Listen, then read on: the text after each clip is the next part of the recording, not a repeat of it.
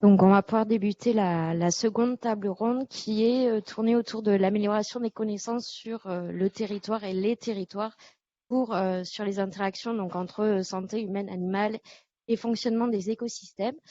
Donc, j'ai l'honneur de présenter Amandine Gauthier qui va animer cette table ronde. Amandine, elle est docteure en sciences politiques à l'École nationale des services vétérinaires de VetAgroSup et VetAgroSup forme les inspecteurs en santé publique vétérinaire et Amandine, du coup, pilote le diplôme universitaire One Health en pratique et aussi un nouveau master qui va sortir début 2022 sur, du coup, la démarche One Health en anglais. Voilà, je te laisse animer cette table ronde, Amandine. Merci Mathilde. Alors c'est pas tout à fait moi qui pilote toutes ces activités, mais en effet c'est au sein de l'École nationale des services vétérinaires VetAgroSup que ça se fait. Alors bonjour à toutes et à tous, merci beaucoup pour l'invitation, merci pour cette superbe organisation par Mathilde Rateau et Célia Colombier. C'était vraiment très agréable aussi de participer en amont à l'organisation de ce colloque, une organisation faite avec beaucoup de réflexion, beaucoup d'anticipation, beaucoup de prévenance aussi vis-à-vis des intervenants. C'était vraiment très agréable de travailler comme ça, donc je les en remercie. Alors, je voulais partager avec vous une de nos actualités, puisque au sein de VetAgroSup, en particulier en effet à l'ENSV, l'École nationale des services vétérinaires, on travaille actuellement à la conception d'une fresque One Health. Et c'est intéressant, je voulais m'en servir un petit peu pour introduire cette table ronde, puisque alors, je ne sais pas si vous avez connaissance de ces fresques, mais c'est dans le sillage de la fresque du climat qui avait acquis une certaine notoriété. Ensuite, il y a eu un certain nombre de fresques dites sœurs. Il y a eu la fresque de la biodiversité et tout un tas d'autres fresques qui remplissent donc une fonction surtout de sensibilisation, mais aussi de pédagogie pour renseigner sur un certain nombre de thématiques. Donc l'idée, c'est que cette fresque, elle s'adresse en effet au plus grand nombre. Et à mon avis, les auditeurs, les auditrices de cette journée pourront tout à fait, à un moment ou à un autre, se prêter à ce jeu. En fait, aujourd'hui, ça existe beaucoup, ça se développe beaucoup ces jeux, mais aussi devenir sans doute les animateurs ou les animatrices de cette fresque, quoi. Donc un outil de sensibilisation, un outil de pédagogie, mais un outil qui vise aussi à exprimer sa créativité, parce que sur ces sujets, on en a quand même bien besoin de créativité. Mais cette créativité qui est nécessaire, elle ne doit pas non plus être en effet, et c'est tout à fait les questions qui ont été introduites au cours de cette première table ronde, cette créativité, elle ne doit pas non plus être aveugle des obstacles réels, en effet, à la mise en œuvre concrète de cette démarche One Health. Et c'est pourquoi cette fresque, elle vise finalement deux objectifs principaux. En premier lieu, elle éclairera les participants sur les interactions, les liens entre les trois santé. Et donc, elle explicitera à partir de cas concrets combien la santé humaine est étroitement liée à la santé des animaux, à la qualité des écosystèmes.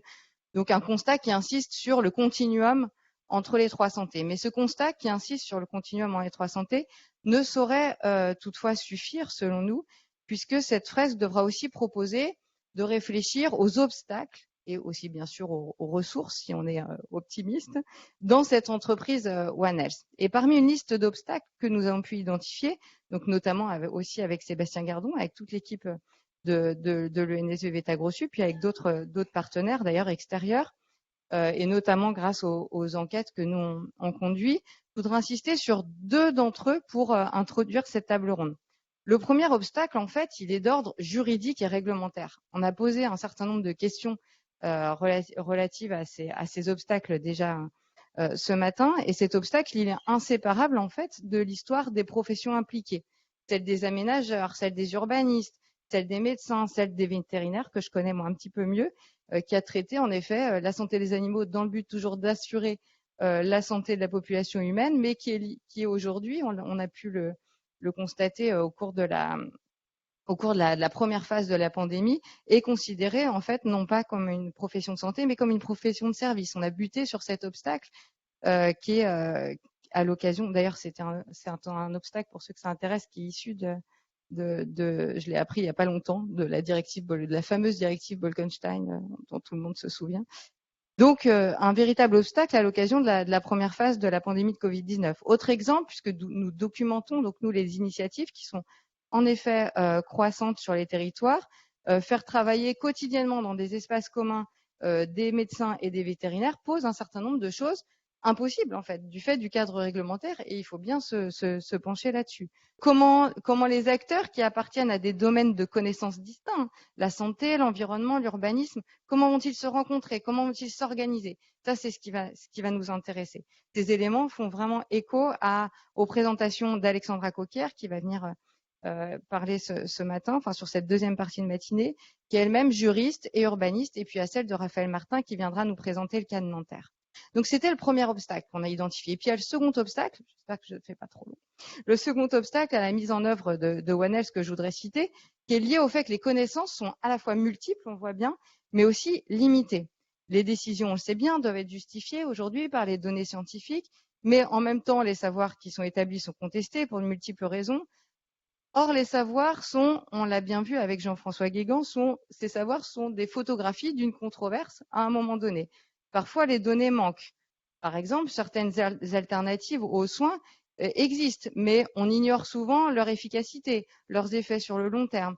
Les initiatives se multiplient dans les territoires dans le cadre de tentatives de faire entrer la nature en ville, par exemple, on en a beaucoup parlé tout à l'heure, mais on peine encore à mesurer leur efficacité sur le long terme. En tout cas, à minima, ces initiatives, elles posent un certain nombre de contradictions.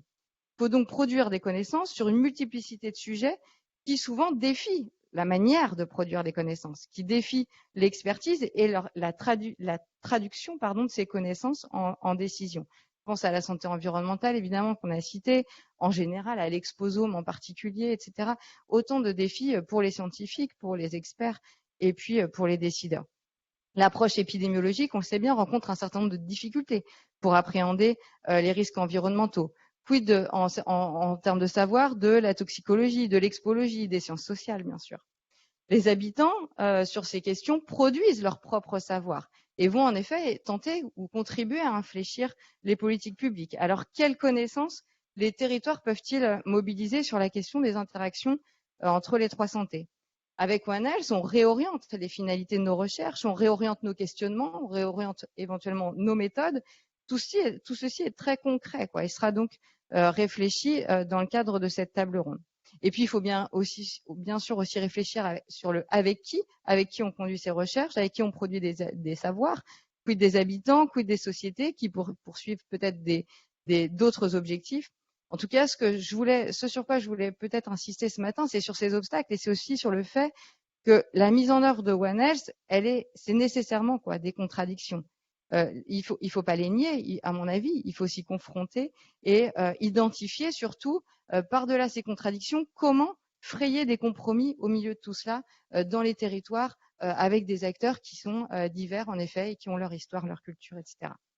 Donc, quelle perspective pour la recherche sur les territoires? Quelle place de ces multiples savoirs dans les politiques publiques? Pascal Boireau nous apportera aussi des éléments de réponse sur cette deuxième partie de matinée. Donc, cette table ronde va pouvoir démarrer, une table ronde qui est finalement en ligne avec nos approches, celles qu'on conduit, qu'on défend aussi dans nos établissements et dans le cadre du réseau ISE, c'est-à-dire One Health par le bas, One Health en pratique, attentive aux stratégies des acteurs, à leurs contraintes, aux moteurs qui les font s'associer. Voilà, j'y arrive. Et c'est bien ce qui va nous intéresser aussi dans ce midi. En fait, on peut dire ce midi maintenant. On n'est plus le matin. Donc, j'invite à me rejoindre Alexandra Coquière, Raphaël Martin, qui sont en visio. Non, je pensais qu'ils étaient sur place. Qui sont en visio? Alexandra Coquière et Raphaël Martin qui est en visio. Bonjour à tous. Très bien. Merci pour l'invitation au colloque.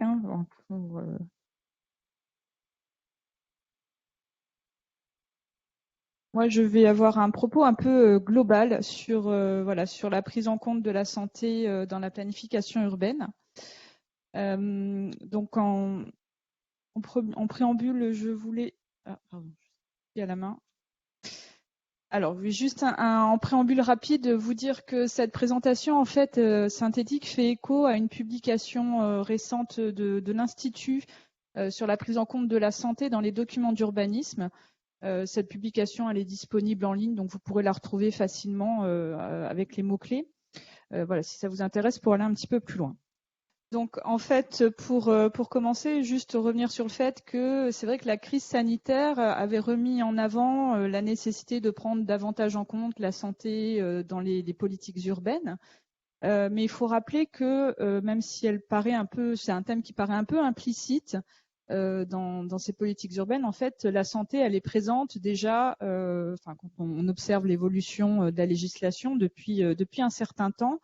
Au travers de différentes approches. Alors, nous ne sommes pas concertés avec Madame Sepulveda, mais vous pouvez voir sur la diapo en fait qu'on retrouve les 3 approches qu'elle a évoquées tout à l'heure à peu près, les approches sanitaires, environnementales et sociales.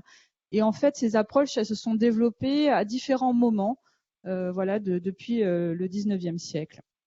Donc, on pourrait retrouver des points d'accroche de la santé dans les politiques urbaines déjà, bien avant, mais disons qu'il y a un moment assez marqué avec le développement du mouvement hygiéniste au XIXe siècle, qui va impacter plus fortement la législation.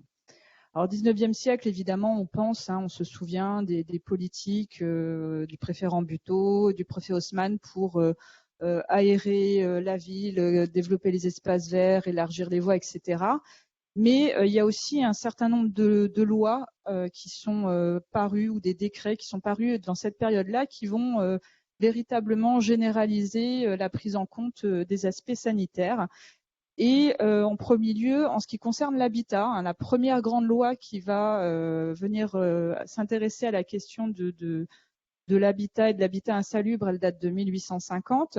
La suite de cette loi, on a eu d'autres textes qui se sont multipliés sur cette thématique. Et jusqu'à aujourd'hui, on sait que la lutte contre l'habitat insalubre, notamment, est une politique forte. Par ailleurs, on a aussi le premier texte en fait qui vient régir et encadrer les établissements industriels date de 1810. Donc ça remonte un petit peu. Et après, on a eu toute une législation qui est venue s'enrichir pour limiter et encadrer ces établissements incommodes et dangereux en ville et en dehors de la ville. Jusqu'à une réglementation extrêmement précise aujourd'hui, notamment pour les installations classées, mais aussi des servitudes qui s'expriment via les plans de prévention des risques et qui impactent aussi fortement les politiques urbaines. Donc là, on a cet aspect, cette approche salubrité, sécurité publique qui remonte déjà au XIXe siècle et qui est toujours présente aujourd'hui, notamment via des grands principes qui s'imposent aux politiques urbaines. Puis, dans les années 70, en fait, il y a une montée en puissance des aspirations des citadins pour une meilleure qualité de vie, qui est donc très associée en fait aux questions environnementales qui montent en puissance à partir de ce moment-là. Et c'est la montée en puissance du concept de développement durable, alors via notamment des conventions internationales, puis européenne, la Constitution, et qui va avoir tout un tas de déclinaisons au niveau du droit national. Et dans le sillon de cette montée des préoccupations environnementales, il y a aussi la santé, parce que dans des années 90, si je ne me trompe pas, la santé humaine, elle intègre aussi ce concept de développement durable et elle intègre un certain nombre de procédures environnementales qui intéressent l'urbanisme. Pour donner un exemple concret, c'est les projets d'aménagement qui font l'objet d'une étude d'impact ou les projets de planification qui font l'objet d'une évaluation environnementale. En fait, depuis, au moins pour les projets d'aménagement, depuis une loi de 96, à côté des analyses très environnementales, on a aussi un volet analyse des impacts sur la santé humaine. Donc on voit que la question de la santé humaine, elle est dans cette période-là très associée aux questions environnementales.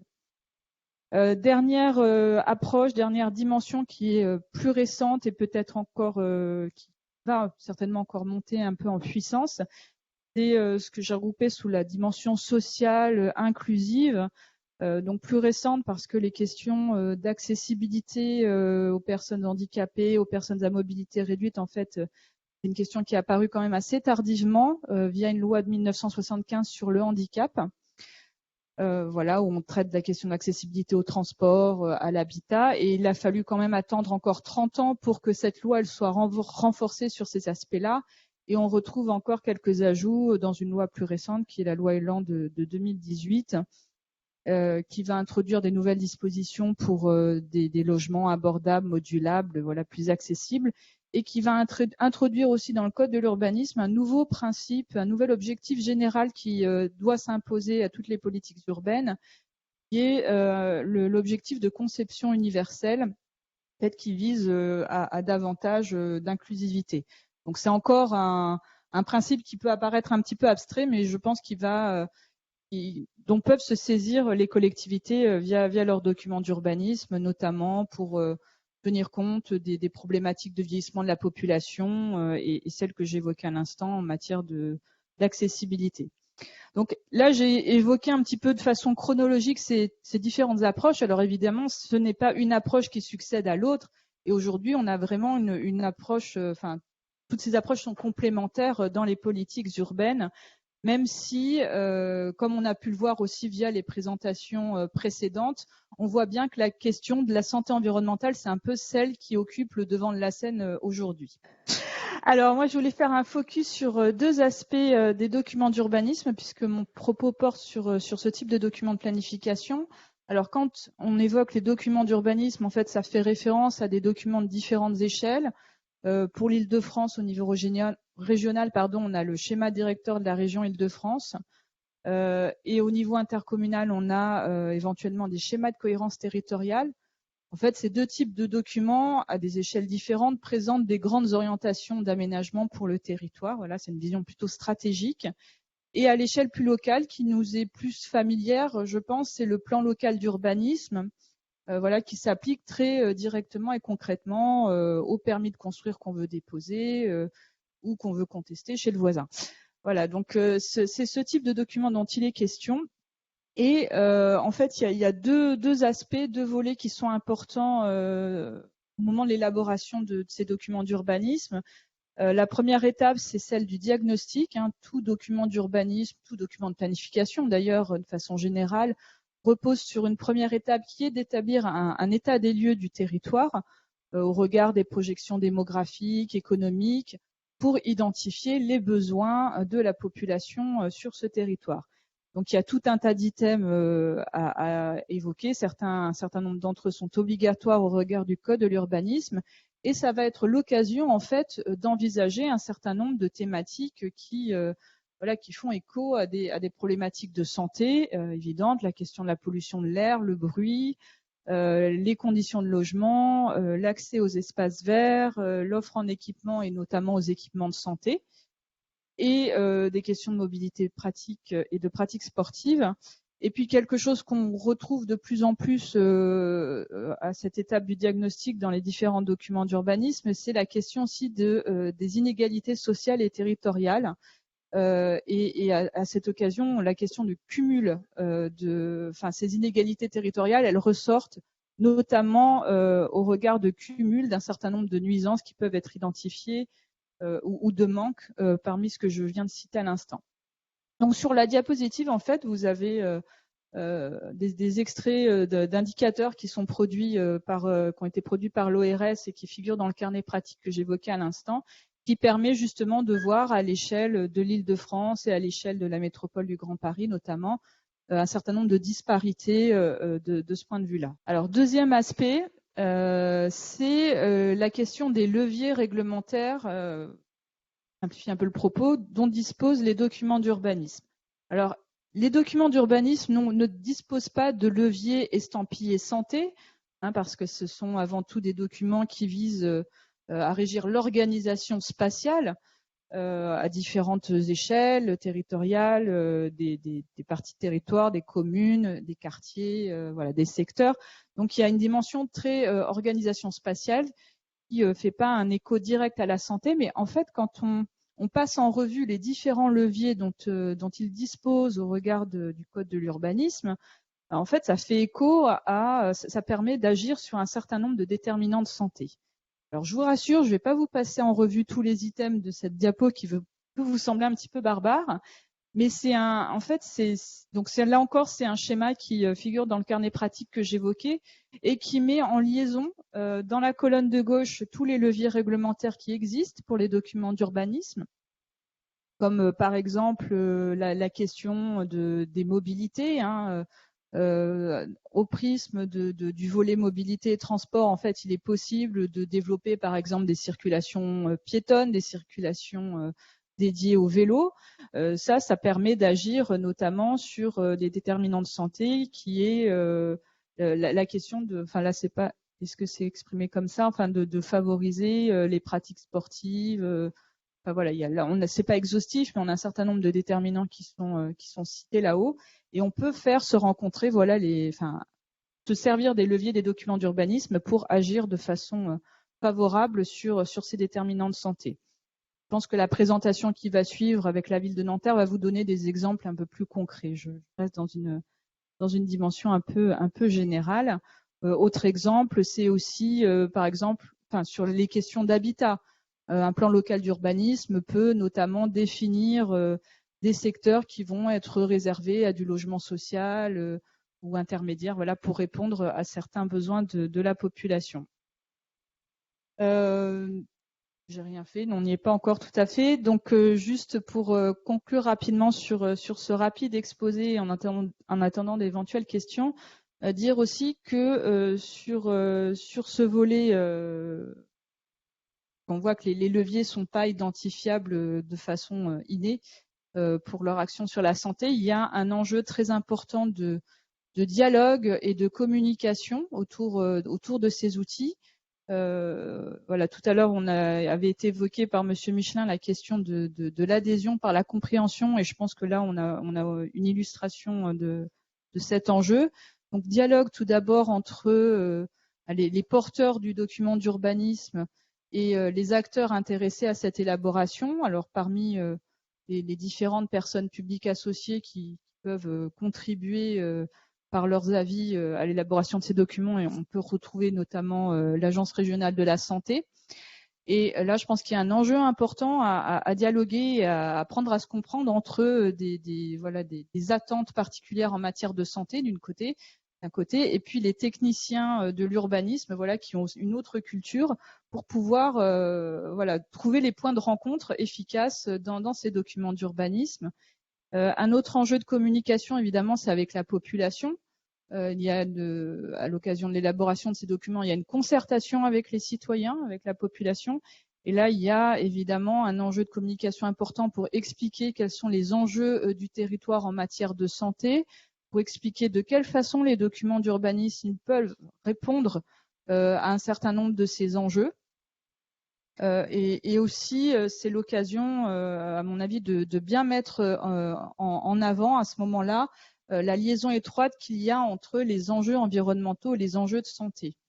Moi, je me souviens d'ateliers de concertation où les animateurs qui avaient une certaine expérience de l'exercice mettaient en avant en fait que ce qui ressortait souvent, c'est que si les enjeux environnementaux sont fortement partagés, il y a certaines questions qui n'ont pas l'unanimité. Hein. La préservation de l'environnement, c'est intéressant parce que ça ne bloque pas certains projets qui peuvent intéresser les habitants. En revanche, la question de la santé, c'est quelque chose qui emporte plutôt l'unanimité auprès des citoyens, et en réalité, les deux sont très liés. Donc, c'est important aussi à cette occasion de mettre en avant l'étroite relation qu'il y a entre les préoccupations environnementales et les préoccupations de santé. Donc c'était synthétique, je pense, mais ça nous permettra peut-être de gagner du temps par rapport au planning général. Et je suis à votre écoute si vous avez des questions par la suite. Merci beaucoup, merci Alexandra. Peut-être que vous pouvez rester ici, non ? Oui, je pense, pour les questions, plutôt que de vous déplacer à nouveau dans quelques minutes. Donc, Raphaël Martin est en visio, ça c'est bien. Donc, va nous rejoindre et partager avec nous son expérience donc sur la ville de Nanterre, qui est donc très très intéressante et qui montre comment effectivement concrètement on peut travailler en interdisciplinaire dans le contexte d'une ville. Ah oui, parfait. Bon. Est-ce que vous m'entendez de votre côté? On vous entend très bien, bonjour. Bonjour, merci de me recevoir. Merci pour l'organisation de ce colloque. Je rejoins les remerciements qui ont été faits un petit peu plus tôt pour la richesse des interventions et aussi, comme on va le voir, l'articulation entre les différentes interventions. Donc, je me présente brièvement, Raphaël Martin, chargé de mission transition écologique et développement durable pour la ville de Nanterre. Et je vais vous présenter aujourd'hui notre démarche d'étude sur les îlots de chaleur urbains et à quoi ça aboutit. Donc juste pour recontextualiser très rapidement ce qu'est un îlot de chaleur urbain, je pense que vous le savez tous. Un îlot de chaleur urbain, c'est en fait une élévation très localisée des températures quand on les compare à un contexte périurbain, donc en zone rurale ou forestière voisine, on peut constater des différences de température qui vont aller de 2 à 8 degrés par exemple. Pourquoi c'était un enjeu majeur pour la ville de Nanterre de travailler sur ce sujet puisque comme vous le savez, avec le dérèglement climatique, nous sommes confrontés aujourd'hui à une multiplication des épisodes de forte chaleur, des canicules, autrement dit, qui sont amenés à monter autant en fréquence qu'en intensité. Et donc, ces épisodes de forte chaleur vont finalement renforcer ces phénomènes d'îlots de chaleur. Et ça constitue un véritable enjeu sanitaire, puisqu'on va constater des taux de surmortalité.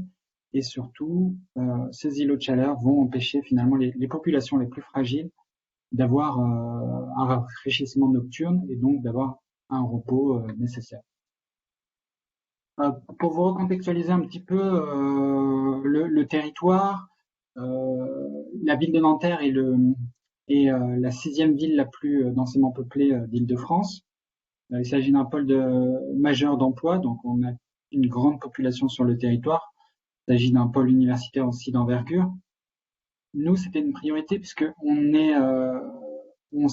établit le taux de logements sociaux à 55%, contre 26 au niveau de notre établissement public territorial qui est Paris-Ouest La Défense, qui compte un peu plus de 500 000 habitants.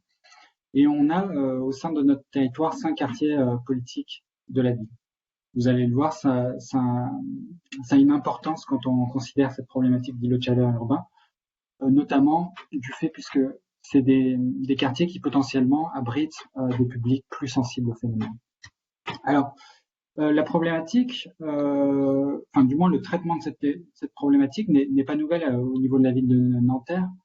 On disposait déjà de nombreux outils, que ce soit à travers notre PLU ou les différentes mesures de végétalisation, aussi bien de l'espace public que des cours d'école, que de la charte qualité construction neuve, ou même de notre plan climat, où la lutte contre les îlots de chaleur était inscrite en tant qu'objectif opérationnel au sein de l'axe 6, et qui avait été adopté déjà en 2015. Pourquoi donc on a souhaité aller plus loin et finalement lancer cette étude? Nous, il y avait 2 enjeux. Déjà, le premier, comprendre les déterminants de la surchauffe urbaine et comment finalement les adresser, comment y répondre. Et d'autre part, comment identifier les publics les plus sensibles à ce phénomène. Donc sur les déterminants de la surchauffe urbaine, ils sont au nombre de 3 grandes familles. On a d'une part tout ce qui est activité anthropique, donc les activités humaines. On va avoir des émissions de chaleur liées principalement à tout ce qui est climatisation et déplacement à l'aide de véhicules thermiques, donc transport de marchandises et de personnes.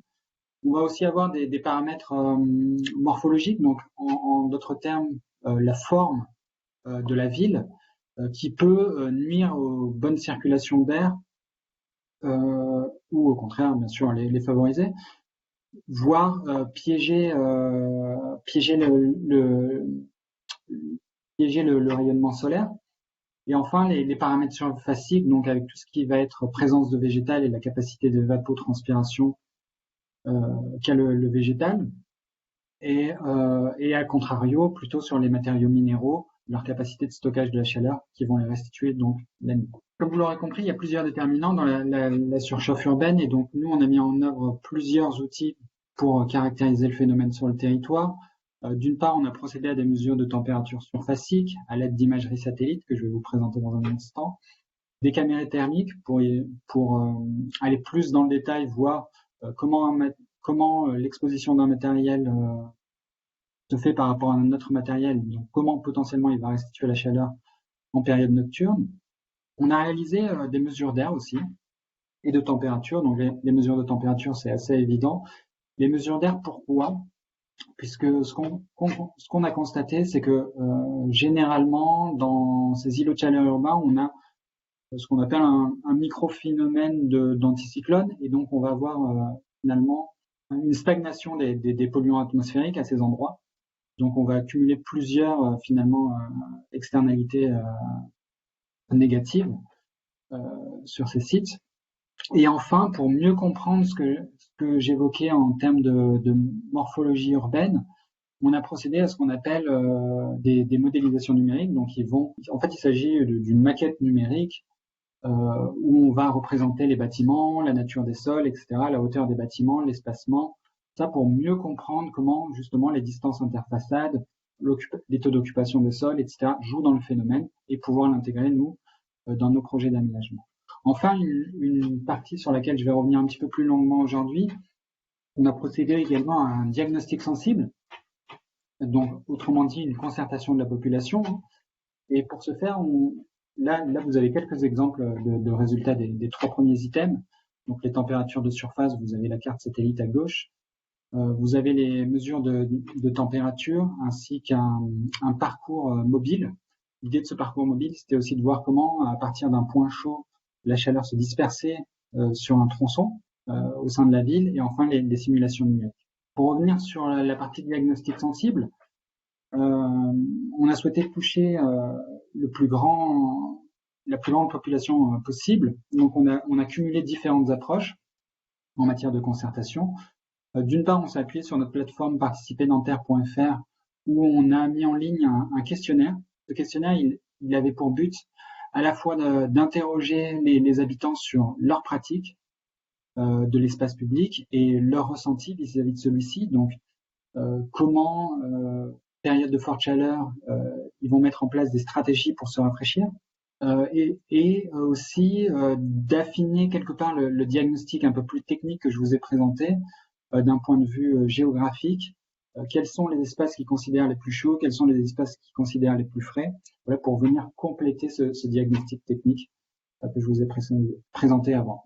Donc pour ce faire, ils avaient à disposition une cartographie interactive en ligne où ils pouvaient pointer sur la carte du territoire ces îlots de chaleur et ces îlots de fraîcheur et argumenter un petit peu. Ce questionnaire, comme il était numérique, on avait aussi une problématique d'éloignement justement au numérique, du fait notamment des populations qu'on souhaitait interroger, à savoir les publics les plus jeunes ou des personnes âgées également qui sont souvent éloignées du numérique. Donc ce qu'on a fait pour pallier à cette problématique, c'est qu'on s'est appuyé sur le personnel du CCAS qui s'occupait de la distribution des repas pour distribuer ces questionnaires et accompagner les répondants dans le renseignement de ce questionnaire. Donc en ligne, on a eu dans les alentours de 300 répondants et grâce à cette démarche, on a eu environ une quarantaine de répondants supplémentaires qu'on savait être dans les tranches d'âge.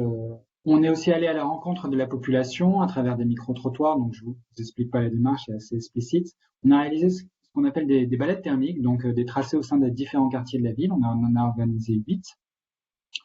Qui avait un double enjeu, à la fois pédagogique pour expliquer le phénomène à la population et aussi pour à nouveau profiter de cette opportunité pour les interroger sur les solutions qu'on pourrait en mettre en œuvre, leurs préférences.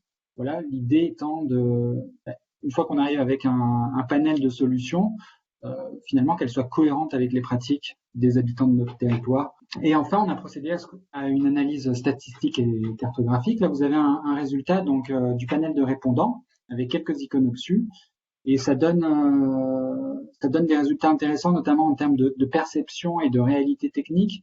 Si je prends l'exemple du quartier de l'université où vous avez un petit arbre au-dessus, on voit qu'on a globalement des répondants qui ne sont pas contents, enfin, qui ne sont pas nécessairement satisfaits vis-à-vis de la chaleur sur leur quartier, et pourtant, on voit que c'est un des quartiers qui est le plus végétalisé, donc en termes d'arbres, de tous les quartiers de la ville.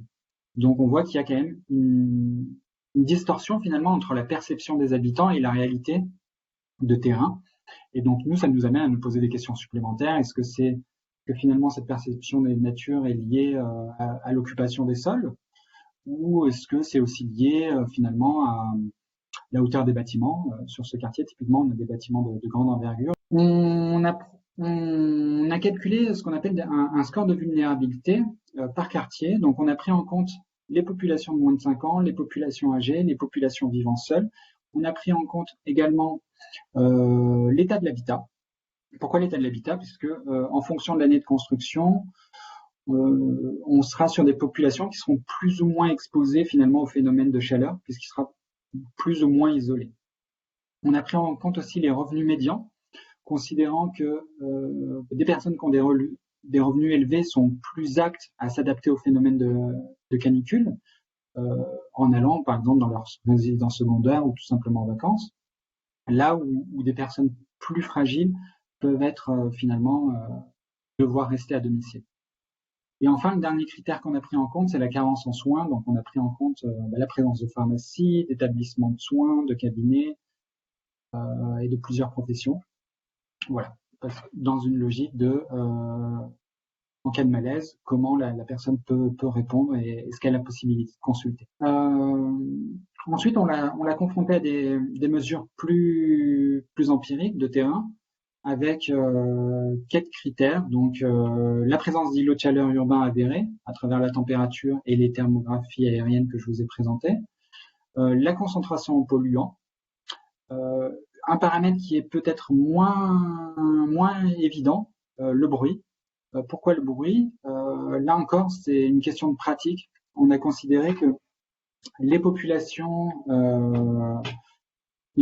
qui vont souhaiter se rafraîchir vont, comme vous et moi, ouvrir la fenêtre la nuit, mais quand ils sont exposés à des forts taux de bruit, potentiellement, ça peut nuire leur capacité d'adaptation.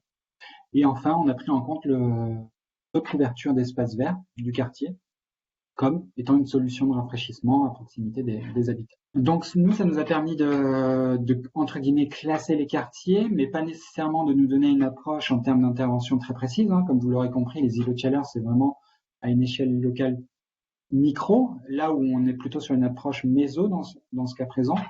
Et donc, on va avoir un travail à poursuivre avec les habitants et les services pour la mise en œuvre d'actions. Sur la gouvernance, comment on a procédé? Alors, nous, on avait identifié un certain nombre d'acteurs qui participent à la fois au diagnostic et à la mise en œuvre des solutions. On a pensé à la direction de la santé, au CCAS qui intervient auprès des demandeurs de droits, auprès des personnes âgées, etc. À la vie citoyenne, qui a l'habitude d'animer des dispositifs de concertation et de faire remonter les informations de terrain. L'architecture, pour toutes les questions d'isolation, de bâti et d'émissions de chaleur anthropique sur l'espace public à partir du bâti. À la direction de l'éducation aussi, puisqu'on a des publics techniquement fragiles, puisque jeunes.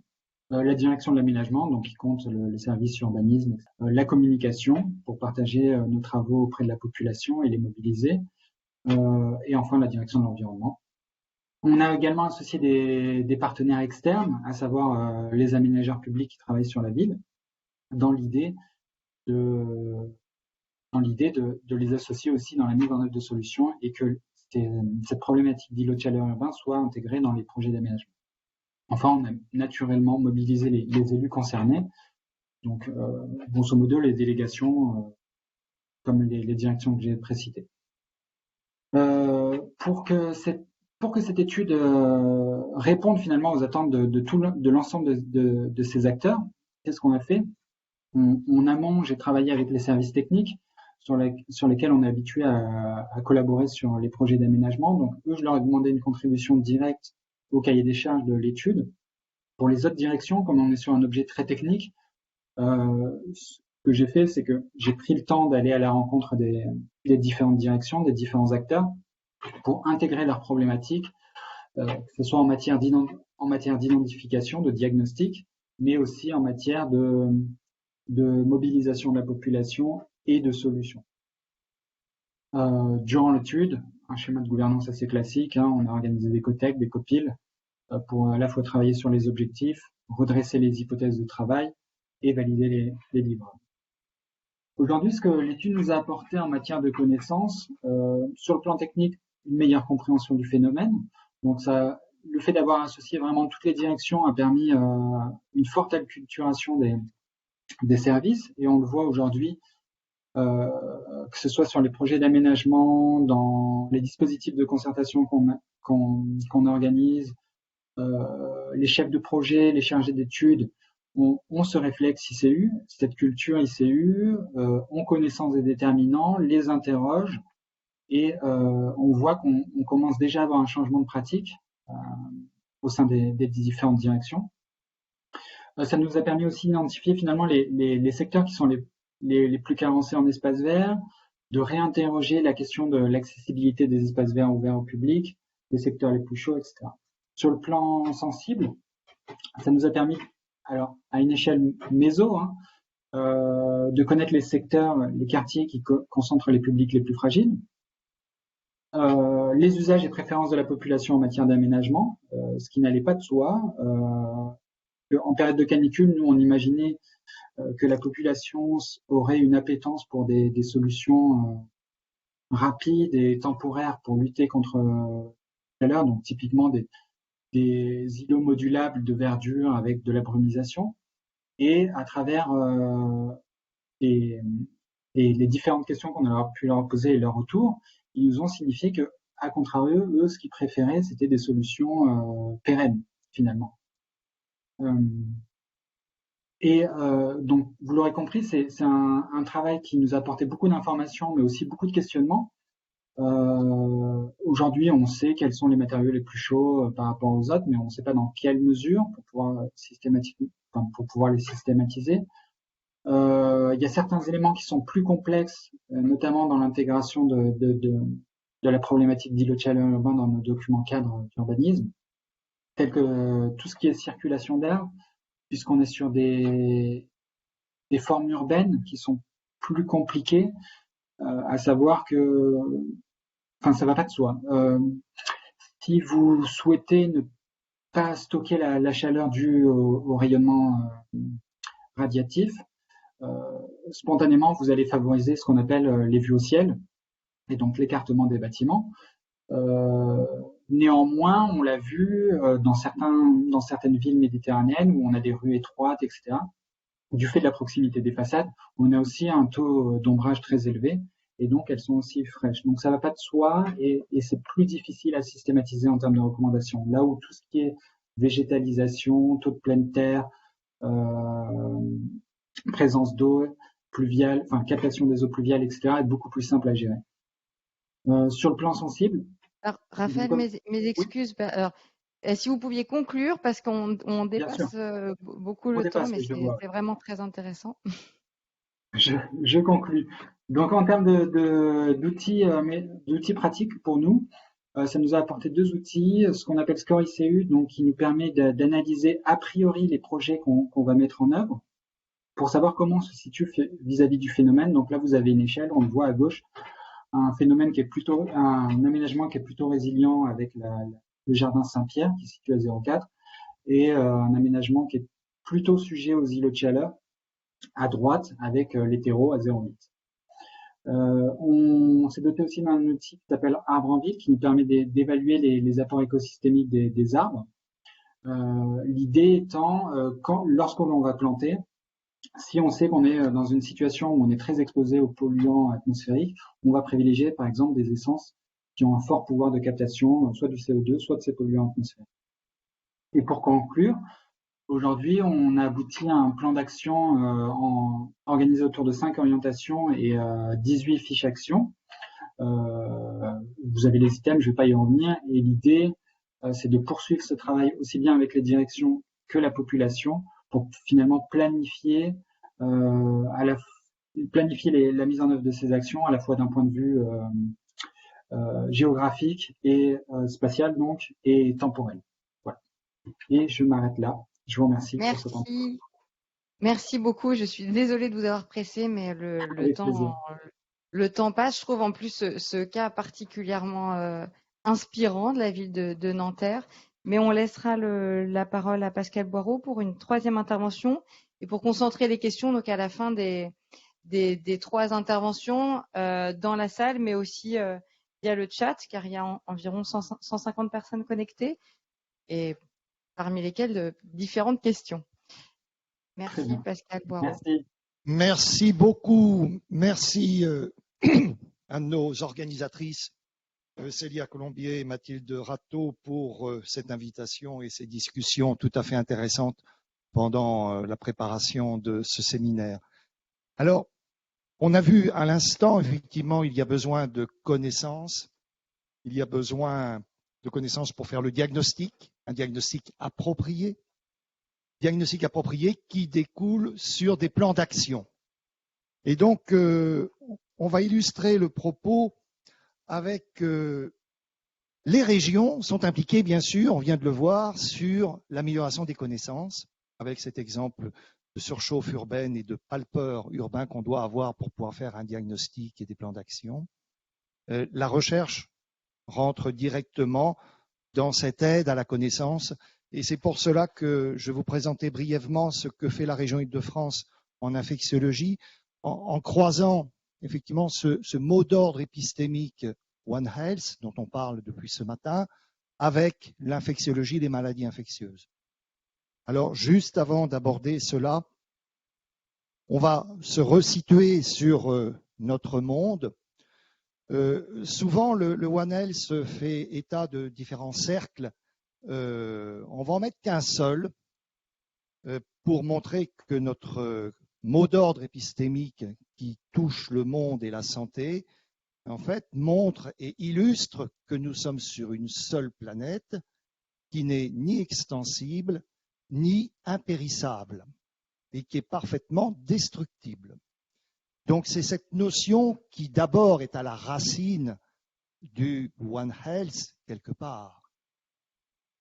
Et donc, si on croise ce mot-clé avec les maladies infectieuses, mal, donc signifiant déséquilibre, maladie infectieuse globale individuelle, est-ce que c'est un déséquilibre individuel ou un déséquilibre collectif? On voit qu'évidemment, il y a des notions qui sont bien différentes. Jean-François Guégan illustrait tout à l'heure, d'ailleurs, certaines difficultés à appréhender cette globalisation que l'on fait souvent trop vite pour traiter des maladies infectieuses. Néanmoins, effectivement, ici, si je reprends ce mot d'ordre épistémique défini par Michalon, en fait, et merci aux organisatrices d'avoir repris ce terme, et je renvoie à l'article publié par Michalon dans la revue Parasite, qui explique combien il illustre en même temps que c'est avant tout quelque chose qui conduit à un plan d'action, aussi bien en recherche d'ailleurs qu'au niveau politique, au niveau du gestionnaire. Plan d'action qui souvent d'ailleurs, au niveau du citoyen, si on veut faire le lien entre la ville et la recherche, souvent se traduit par des durées très longues. Je vous illustre le propos avant de rentrer dans le cœur de ce sujet sur l'antibiorésistance, qui est un exemple souvent pris dans le One Health, la difficulté d'utiliser les antibiotiques vis-à-vis de certains germes. En fait, la découverte de l'antibiorésistance a été faite de façon simultanée avec les antibiotiques. Donc, il y a presque plus d'un siècle, pratiquement. Les premiers antibiotiques ont été découverts dans les années 1920-22 par un certain nombre de publications déjà préalables. Et donc, depuis un siècle, la résistance est connue, mais les plans appliqués par le gestionnaire pour gérer l'antibiorésistance ont mis 80 années à se mettre en place. Donc vous voyez qu'effectivement, il y a des délais considérables entre la connaissance et l'application de cette connaissance. Alors, dans quel monde sommes-nous? Je prends cette plage de Shanghai, une ville d'ailleurs où il y a pas mal de surchauffe depuis quelques années. Ceci dit, il est interdit de nager dans cette région-là, au niveau de la mer. Néanmoins, vous avez le lien dans quel monde nous vivons. C'est un monde que nous partageons avec nos animaux domestiques avant tout. C'est un monde, si je veux bien essayer de faire tourner la diapositive, elle ne veut plus tourner. T'es bloqué. Non, voilà. C'est un monde que je vais représenter sous une autre forme que la simple icône photographique, sur la biodiversité, sur les biomasses qui s'entrechoquent, qui s'équilibrent en fonction de la température dans laquelle nous sommes et en fonction de la dégradation que nous avons induite à l'environnement dans lequel nous sommes, en fonction de la quantité énergétique que nous produisons et qui va modifier cela.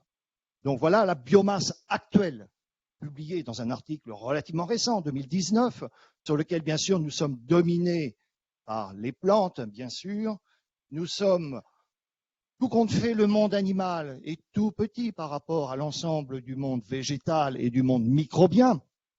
Donc ça signifie qu'effectivement, s'il y a des modifications thermiques, par exemple, ce monde microbien va bouger beaucoup plus vite que les plantes qui n'ont pas de possibilité de se déplacer et qui, elles, vont s'éteindre effectivement d'une façon ou d'une autre. Et puis de l'autre côté, vous avez la partie animale qui correspond à un tout petit triangle sur ce diagramme avec les animaux domestiques qui sont bien plus importants que le monde humain en biomasse et la partie animaux sauvages qui est toute petite, qui est réduite à ce simple triangle au niveau de la biomasse et qui montre bien sûr, elle peut être source de diversité d'agents microbiens, bien sûr, mais vous voyez qu'au niveau de l'entrechoquement des biomasses, peut-être que le problème n'est pas uniquement ici.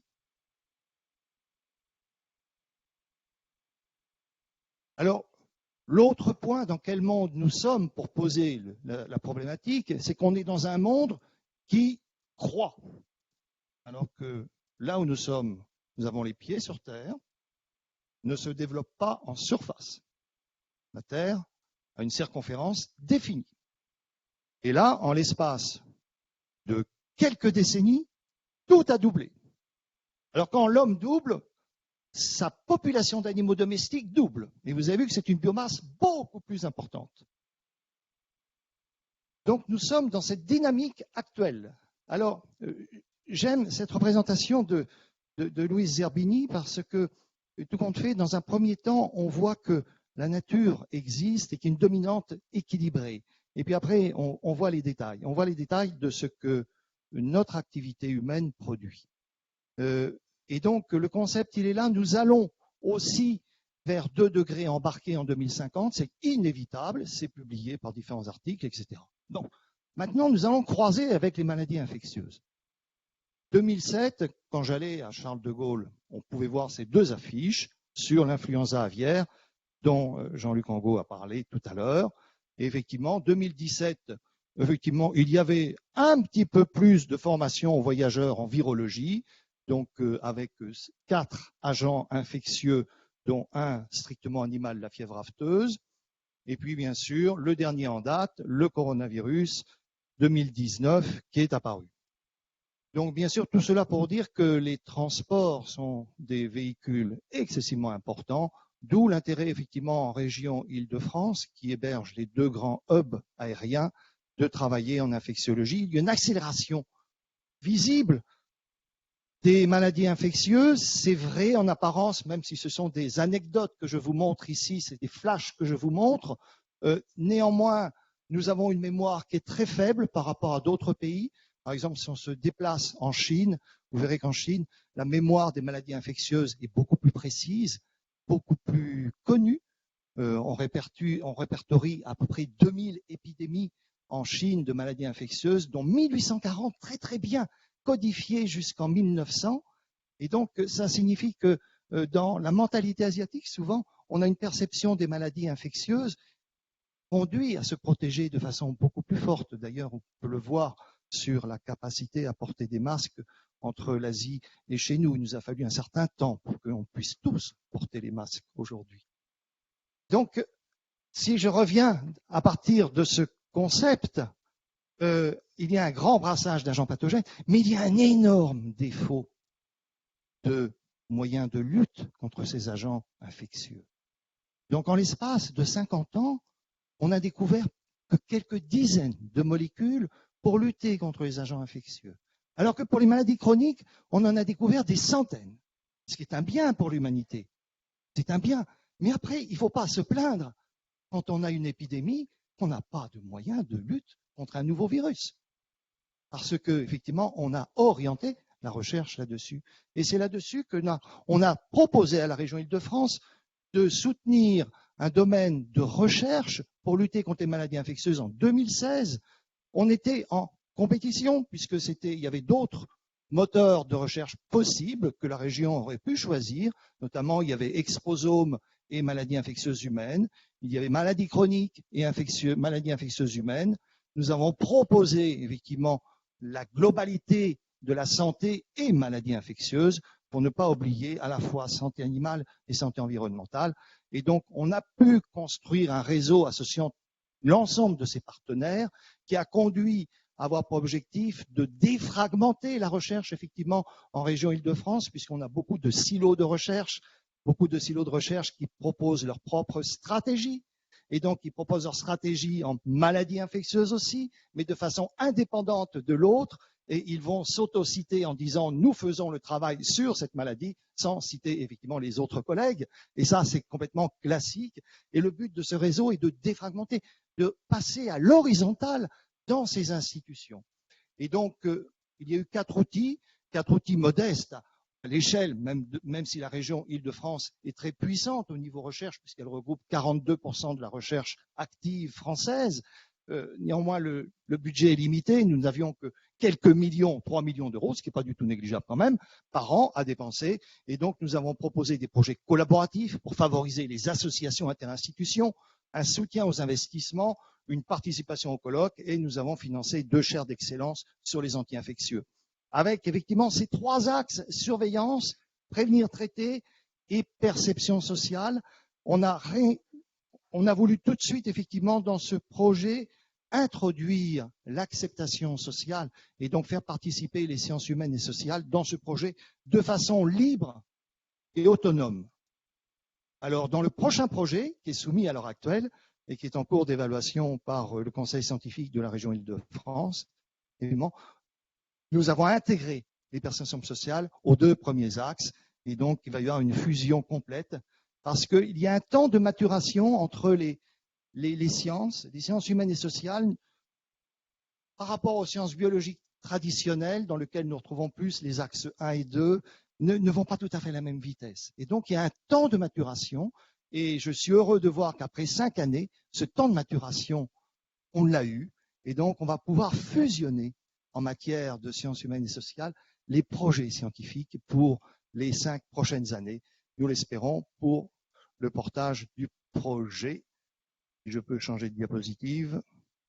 Voilà, sinon, de toute façon, je suis arrivé à la fin. Vous avez ce projet qui est en action. Globalement, il nous a permis donc de soutenir une 50aine de projets collaboratifs et l'équivalent en matière de plateforme d'envergure. Il a bien sûr permis de travailler tout de suite dès 2017 sur des projets pour identifier des molécules anti-coronavirus. Alors en 2017, il y avait 2 équipes travaillant sur les coronavirus en région Île-de-France. Je suis heureux de voir qu'en 2021, il y en a plus de 150.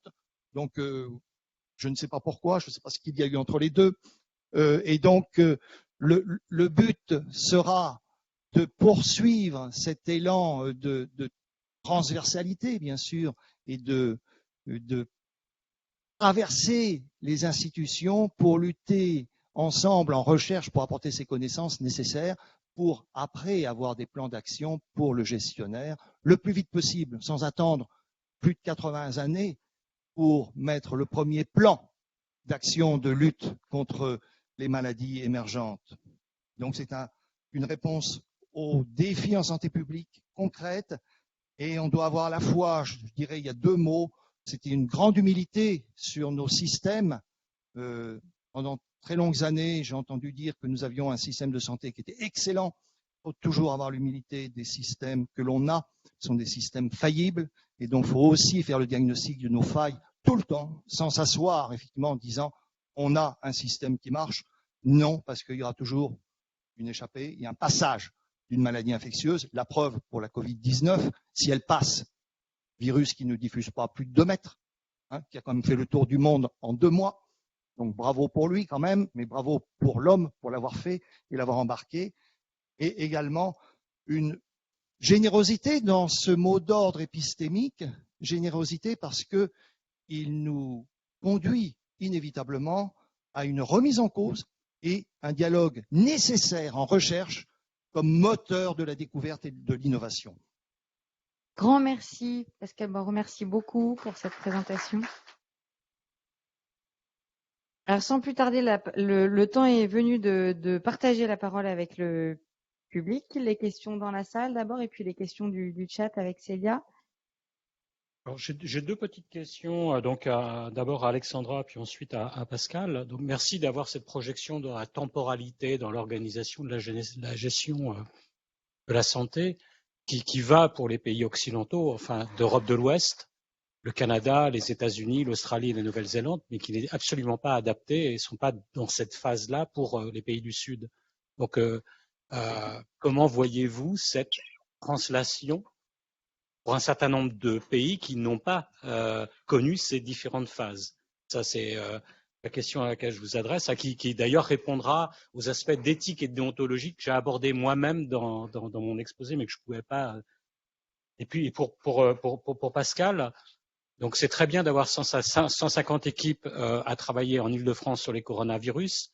Et on attend aujourd'hui à travailler sur Zika, sur chikungunya, dans la mesure où la science s'adapte au dernier phénomène et tente à converger vers le dernier phénomène et oublie les précédents, ce qui pour moi est une catastrophe.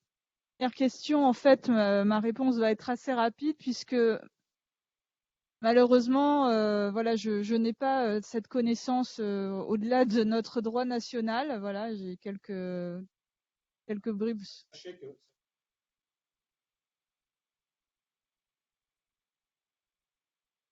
Oui, j'entends bien. Là, c'était vraiment une présentation plutôt sur nos outils locaux et nationaux, en fait. Alors oui, effectivement, mon propos était provoquant exprès. Merci pour ta question là-dessus. Alors, c'est vrai qu'en 2017, quand on a soutenu, et on est vraiment très heureux à travers le DIMONELS d'avoir soutenu cette recherche sur les coronavirus en amont d'une crise, parce qu'effectivement, soutenir en aval la recherche qui a un pas de temps très lent et quelque part très problématique, même s'il y a eu un magnifique succès avec le vaccin ARN dans d'autres pour prévenir maintenant la maladie de façon efficace. Mais je dirais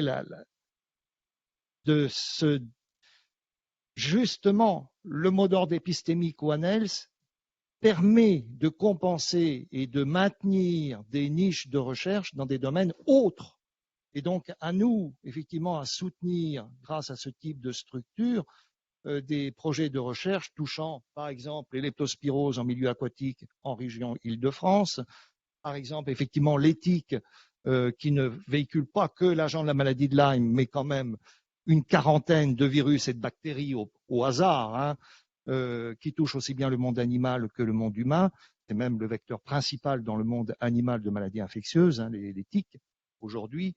Également de développer des méthodes de lutte contre les vecteurs d'agents infectieux qui sont les moustiques et pour lesquels on a quand même très très peu d'armes aujourd'hui.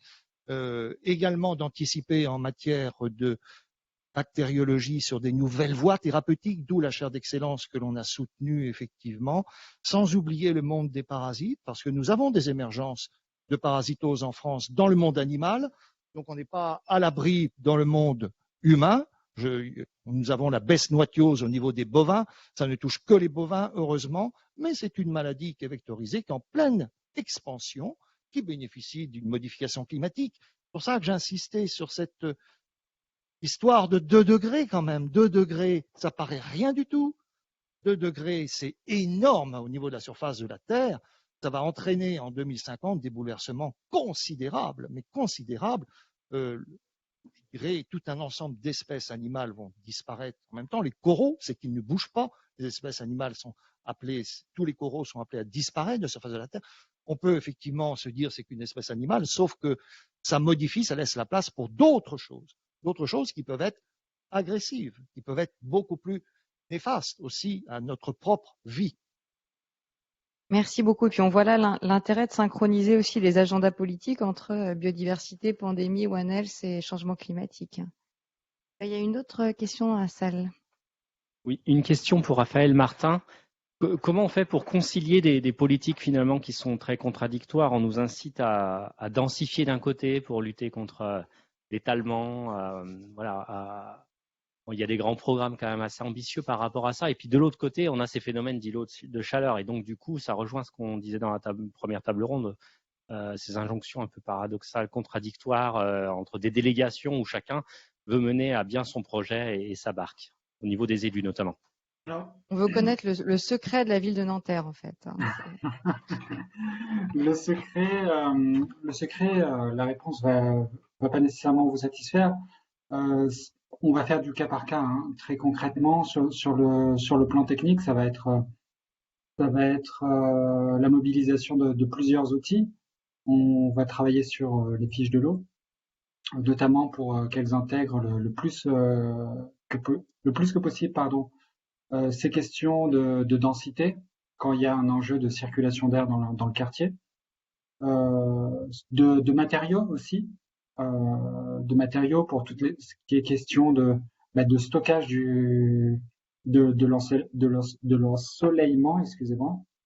Donc on va avoir recours à des brise-vues, du bois, des revêtements de surface qui vont être clairs. On va utiliser aussi tout ce qui est PLU pour intégrer les questions de présence de l'eau et de captation des eaux pluviales. Nous, dans notre PLU, il est fixé qu'on doit végétaliser à minima à 70% une toiture. Bien sûr, lorsque les conditions techniques le permettent, hein, quand on est sur des toitures plates, ou à défaut utiliser qu'elles accueillent des énergies renouvelables, donc que ce soit du solaire thermique ou des panneaux photovoltaïques.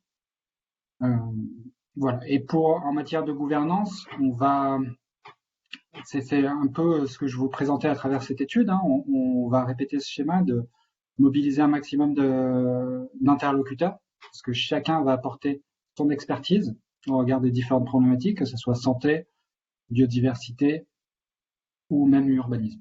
Merci Raphaël. Est-ce que Mathilde... C'était pour toi, Amandine. C'était lors de ton introduction. Donc la question, c'est en pratique, est-ce qu'il existe en France des maisons de santé One Health que tu évoquais dans ton introduction? Oui, en fait, c'est une initiative dont on a eu vent pas plus tard que la semaine dernière, donc enfin un petit peu avant quand même. Il y a un mois, et puis c'est un des participants en fait au DE One Health en pratique qui nous en a dit un petit peu plus la semaine dernière sur cette maison de santé. Une conférence se tiendra donc le 31 mars sur le sujet. Dominique, si je me trompe pas. 31 mars sur le sujet. C'est une maison de santé qui a été montée à Belfort à l'initiative d'un médecin et qui vient chercher désormais aussi des vétérinaires, mais qui réunit en fait tout un tas de spécialistes. Et là, sur le projet d'une deuxième maison de santé encore plus pluridisciplinaire sur la ville de Montbéliard. Donc c'est une initiative qui est extrêmement intéressante, conçue avec beaucoup d'intérêt. Donc conférence, si ça vous intéresse là-dessus, le 31 mars sur la ville de Belfort. Est-ce qu'il y a d'autres questions? Non? Alors, si? Oui, pardon.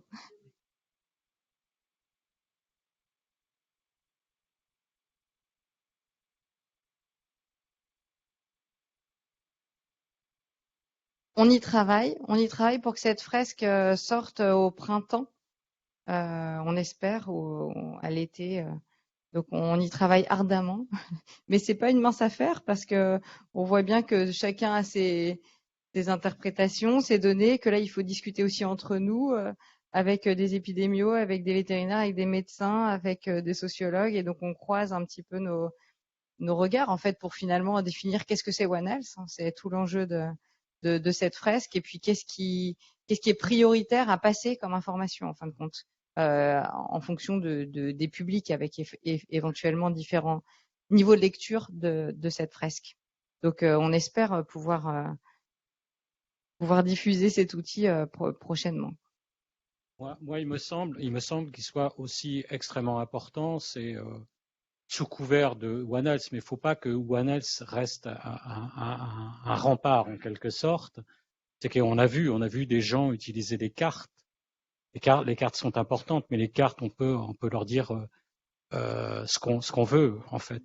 Et s'il y a bien des disciplines qui ont été sacrifiées ces 30, 40, 50 dernières années, et dont la géographie de la santé, c'est bien celle-là en fait.